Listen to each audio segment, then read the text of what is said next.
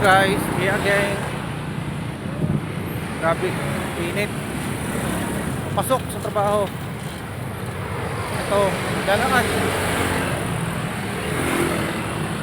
Nandito ako yan sa may Nagtahan Bridge. Ito, papuntang Pandakan to.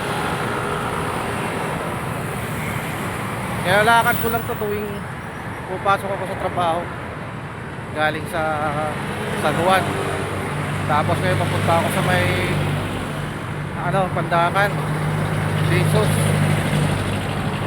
Isang oras yung kakabiyahe. So dito kasi sa Maynila pagka trabaho kasi sa field.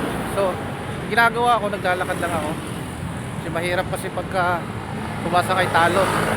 Kasi ang dami kong branch na pinupuntahan, puro mga drugstore. Kaya ginagawa ko para makasave ako ng pamasahe. Ito magkatabi-tabi lang naman. Naglalakad ako. So ganun dito sa Maynila. Kailangan lang talaga kung titiis, kung tiyaga lang. Kasi mahirap dito sa Maynila, lalo pagka wala kang trabaho. Kaya kailangan dito, pag may trabaho ka, kailangan magtiyaga ka.